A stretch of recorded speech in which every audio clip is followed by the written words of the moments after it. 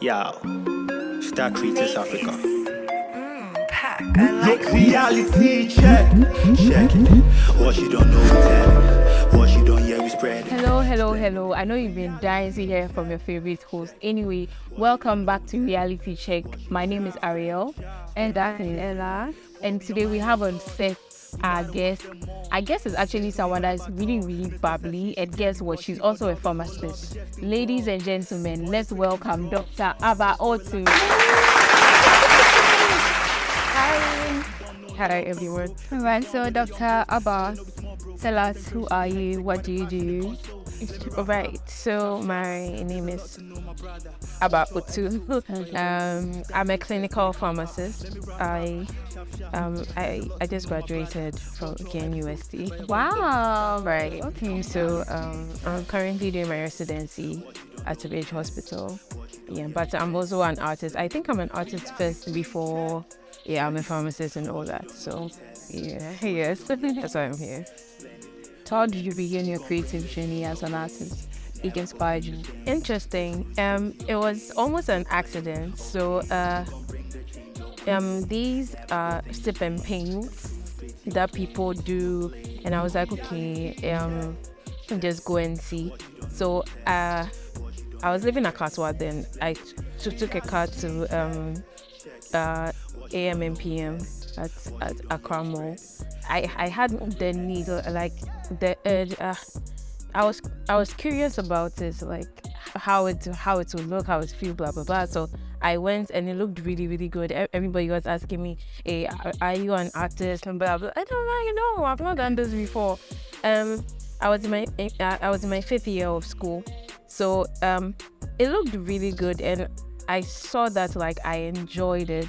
I felt at home, like I should be doing this every day, right? So I just continued after that, and I almost asked my parents if I could like leave, but actually, right? So right, I think that's how it began for me personally on my journey, by accident. Okay. Yes. Okay, so I was just telling Ella a few days ago that, I don't know, but it suddenly looks like everyone in Ghana loves art. Hey, really? Why is that so? Like, do you think they actually understand, or it's just because, everyone is visiting the art gallery, so let's get and Gen Zs, because it's like a popular thing amongst us. Just what was to the gallery, take the picture, well, for the grammar. Yeah, it's a good thing. I think within this past decade, and there's been a lot of attention on African art. So these collectors, these people from the diaspora, they all seem to be looking for African artists and like how to help them, which is why I think the whole uprise is happening. And also I think Gen Zs are more open to explore like new ideas. We are more willing to like see new things. Our parents have been doing the same whole thing. Yeah, homework church. We are thinking of other things, like how to occupy our time. So I think it's a good thing. Yeah. Like, what are some of the challenges you face in the industry? The challenges. The first one would have been the way the Ghanaian market sees the art industry. Our parents at first won't really say that, okay, yeah, be an artist. I mean, and go to high school and do a visual art. They were almost always seen as the off people or the I don't care people. So it's really hard to it's been hard to explain to people that, hi, I am an artist and I am not a hungry artist, or like I don't. It's not painting. Like it's art. Like it's a valuable. It's expensive. If it can be expensive, and it can be your your whole career, you could live off art. So there is the idea of how we in Ghana even see it. It's really hard to explain. And then I think the other thing would be because of this idea we have, art in Ghana is not patronized by our own people. So if you do well in art, it will be that, oh, it's this these people from outside who have come to like bougie you up and things. But if we could like appreciate our own art and give our artists what they are due. So you made mention that art can be expensive and valuable. So in your definition, what must a work possess to be considered expensive and valuable? Good question. This thing you have asked, it can apply to any other thing. With food, food has to have this blah blah blah. Shoes have to be good. Even cars, they have to have some I think safety things they have to hit. But when it comes to art, you can't put anything on art. You can't put a price on how it should look for art to be expensive. If it's expensive, it's expensive. I mean, I've seen artists do stuff, then $2 million, and then everybody's like, this one here, blah blah blah. But it's his art. He said it's expensive, and it's expensive. So I think we also, it's not always it's expensive. It's expensive. When you have like an education in art, and maybe it's not really valued here, but out there, if you have an education or an MFA, you are kind of allowed to quote anything, because if you have a master, like it's like this formal education, so you are almost allowed to say anything. That's, after my art, I think it's $2 million, and yeah, I'm educated in it, so it's good. Yes, right. And if anybody is able to, since you won't be argued with, if it's the bot, it becomes your terrain. So it's a dicey thing, but it's a good thing and it's exciting if you do it well. So do you believe art must be perfect in the sense that it's well thought out and executed? Right. I like that question. So art is art. Art is what you say it is. It feels wide and weird. So I can say I am art, or my shoe is art.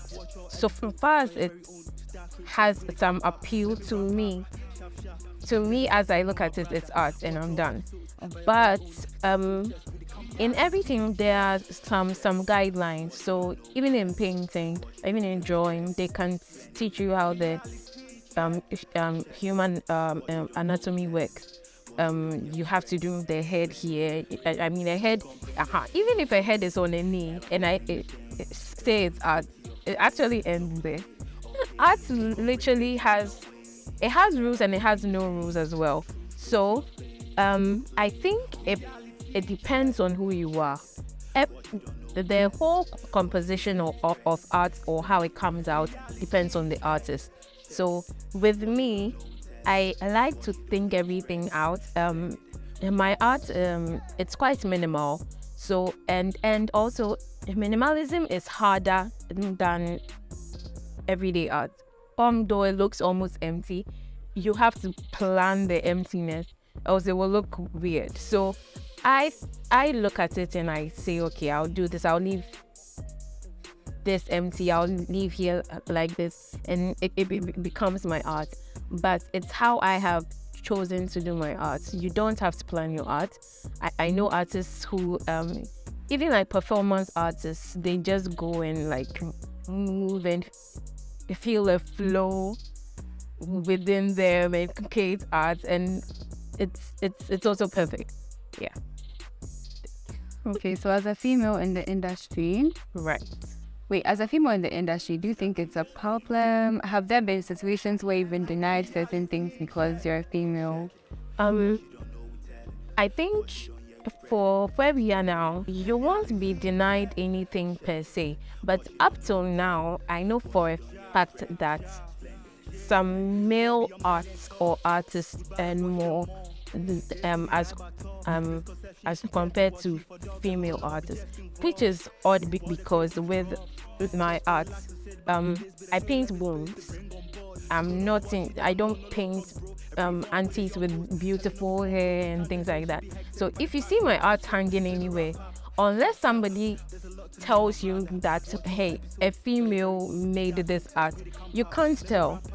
So why is it that after you've been told it has to reduce? It doesn't. So as of now, it's the main issue, but it hasn't been too loud. I think it's being worked around. Yes. So I think we have an opportunity, and I'm happy about that. Let me see. So what would you consider, or what would you like to be done about it to correct this thing? What do you think should be done about it? Yeah, it's actually a thing that my whole art is about. It's about individuality. So I want people to, like curators, exhibitors, and the galleries and everything, to take their art for art. You either like it or you don't. It's either good or it's not to you. So the whole thing about, oh, it's nice, but it's a female artist, this is not making sense, right? So I think we should take art for what it is as art, and then make any other move based on it. Yeah, and now it's valued. Okay, so as an artist, do you believe that you have to trust in your own way? Because if you were to show it to an audience and then someone was not sure of what you have done, then they will be downgrading your work. Yeah. So you're please ask. Okay, so I'm asking if you have to trust in your own work. Like, you do you depend on like your audience? Yeah, exactly. Right. So with my art journey, it's been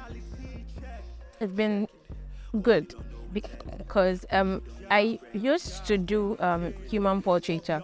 Like, it's an obvious man or woman in a nice thing, and it was obvious. So everyone sees it and it's like, oh yeah, this is nice. But when I changed to conceptual art, now it looked some way because the art I do now, I do not need it to be beautiful. I don't care if it looks like, oh my god. It's about its meaning. So it's only when you don't really have a why to what you are doing, if it has no soul, if it has no, like, it's like you're just doing it. If you do not have a good reason for it, you easily be moved. Because even with the art I do now, it's not so popular on the Ghanaian art scene. It's different. It's weird. Others look at it like even my mother was Indian, right? Right. So, but amongst all these, others also see it and they're like, yo, this is hard. It goes hard. My God, this is real art and things. And I look at them like, are you sure? Right?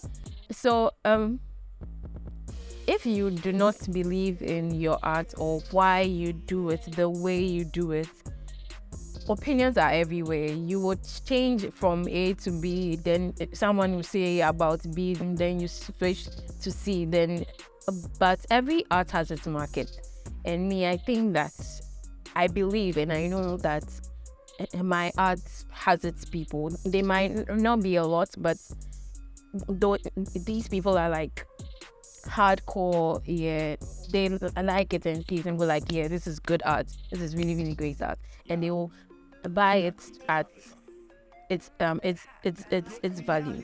Yes. So talking about target audience, if you actually find that your art is not appealing to Ghanaians, how do you reach out to your target audience? Sure. Yeah. It's almost like everyday marketing. It's how you market yourself, where you put what you put, how you even video it, like how you shoot it, which feel it comes with. If it looks, hey, how do I explain? If it looks anyhow, people will say yeah, it's nice. If it looks really good to both the anyhow people and the good people would appreciate it. So it's not easy, but it's how you market yourself as an artist, and it helps you. It goes a long way.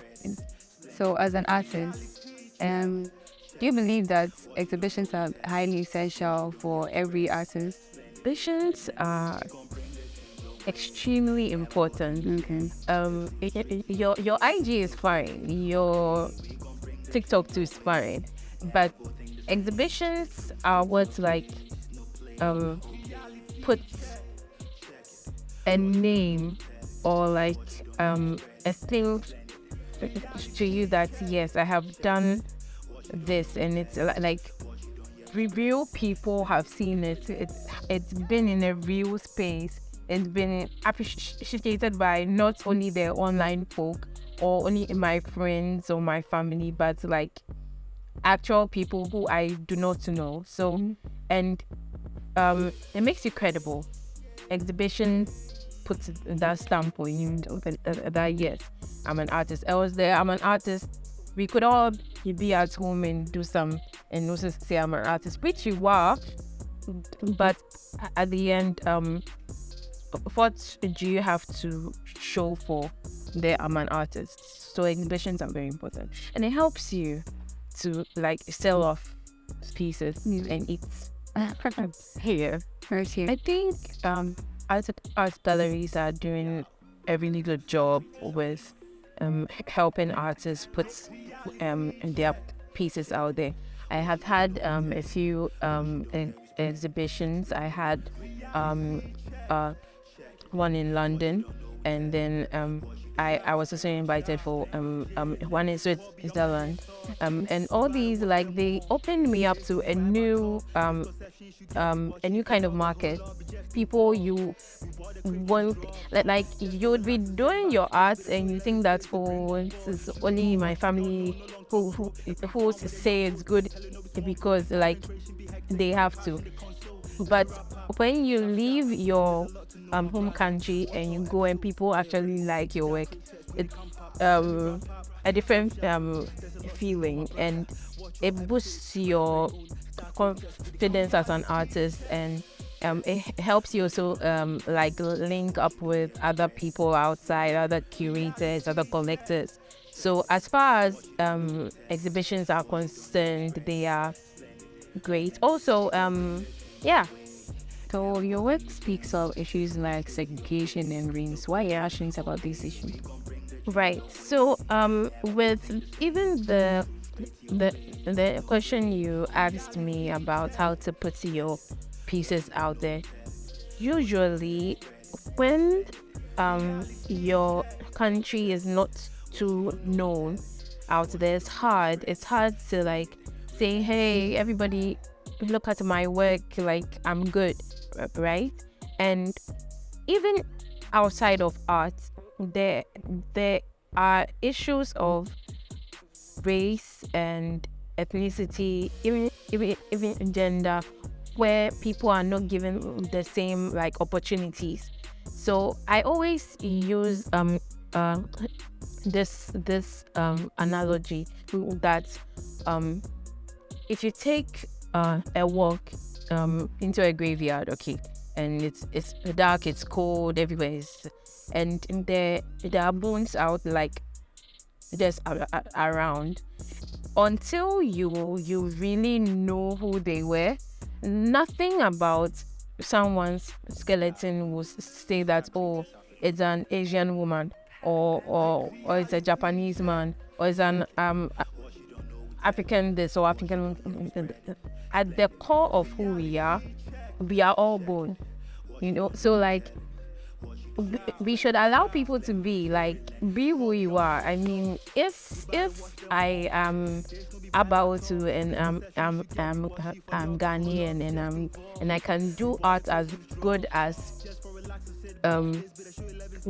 Jason Green from USA and things like that, I should earn as much as he's also earning. We should all the only thing you should ask any human is, can you do ABC? I'm looking for ABC. Can you do it? If you can, it ends there. So the issue of he's Muslim or she's Chinese, right? I'm calling for us to look at people at the core, and the core of who we are is both. And I think my course has also influenced it. My knowledge from anatomy, has influenced how I do that. I think I chose bone because of anatomy and physiology. Right. How would you define success as an artist? How would I define success as an artist? Success for me is being able to create what I want, how I want it, when I want it, for who I want it to be for, and then being able to live off it. Like if I'm able to live off in the art I do, and it's impacting the world in a positive way, I've won. I'm good. Yeah. Okay. So what I was saying for a key thing is your friends and your family are not your target market. So when you do exhibition and that whole exhibition is only your age mate, of course, cool kid, right? Cool kids are good. I mean, they'll put you online and all that. But if your whole exhibition is out teenagers, which could be good, but you should target so you may not know the people then, but then you could invite, you could even DM people. I know that cold messages aren't easy, but then you have to put efforts to go outside of your bubble. I mean, it's good when your age mates they support you and they come and the whole room looks full, but the art is not selling. You see, so your friends and your family, they are not always your target market. Great. So you have to do actual work. Okay. So me, not to me.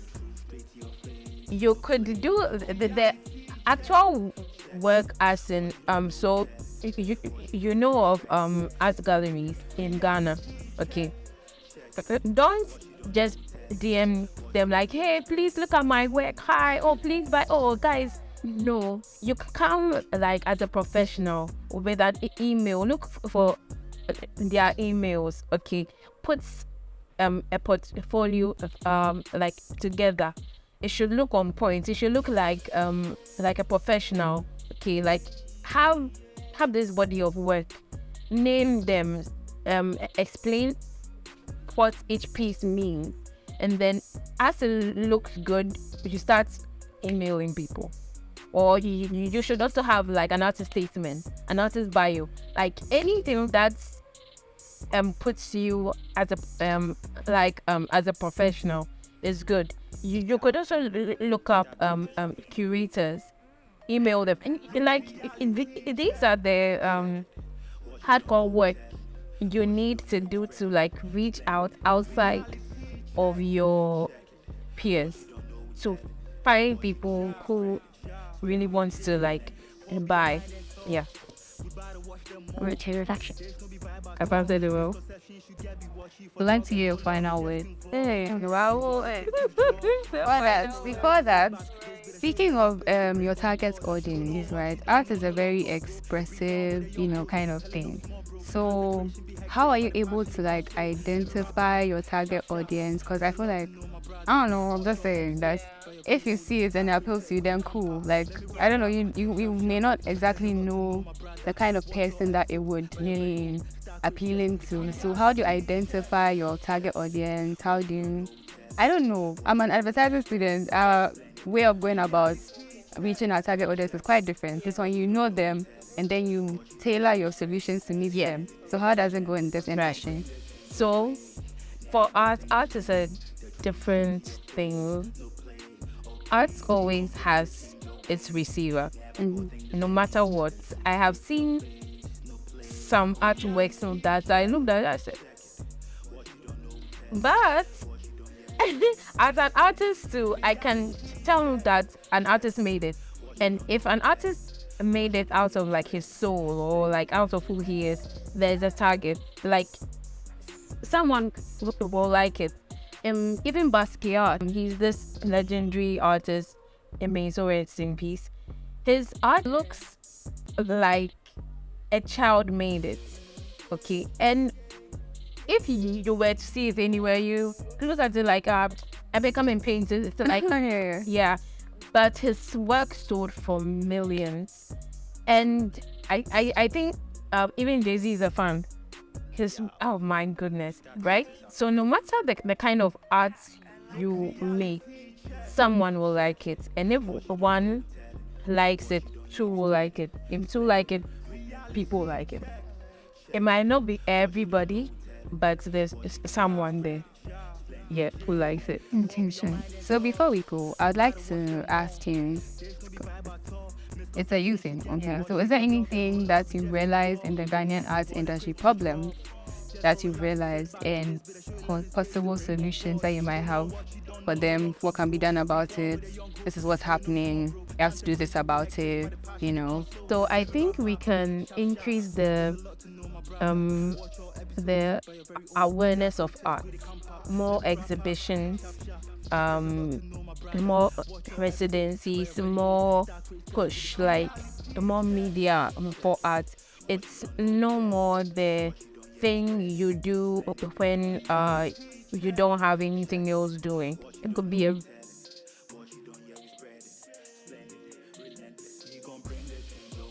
whole career, right? So I think the awareness of it should be increased up a notch, and then it will all be fine. That's the end of the day.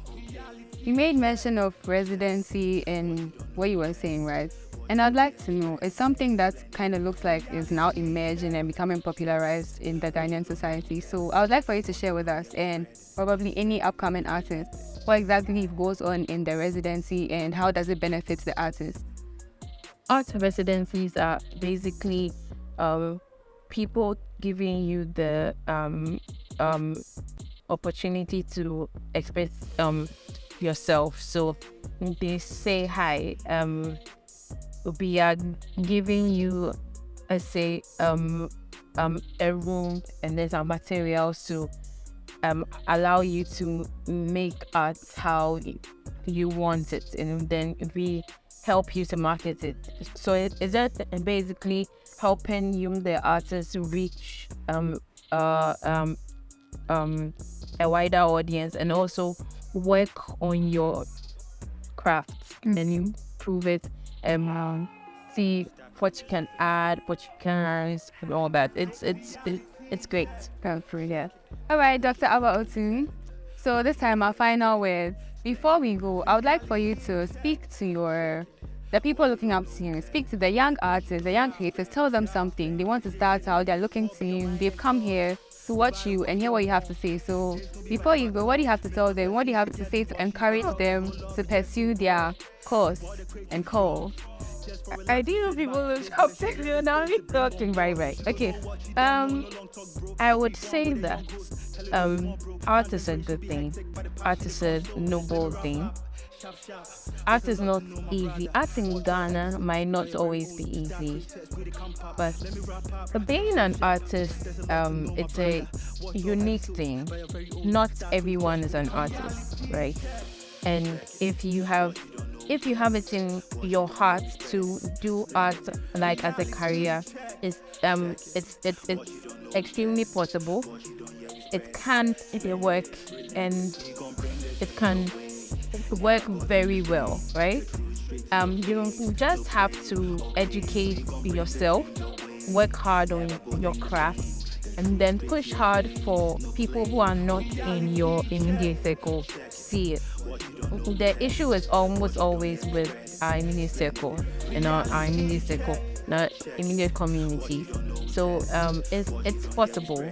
You can do it. Right. Yeah. Right. Humans are beyond the exterior. At the core, we are all one. It's been an amazing session with Dr. Abba Otoo. Don't forget that this initiative was brought to you by Star Creators Africa, powered by 11 Space, and this production was made possible by equipment from MTB Rental. Shout outs to them. Kindly follow us on TikTok, Instagram, YouTube. Subscribe, like, and comment. And then our podcast are also available on Spotify and Apple Podcasts. See you next time. Bye.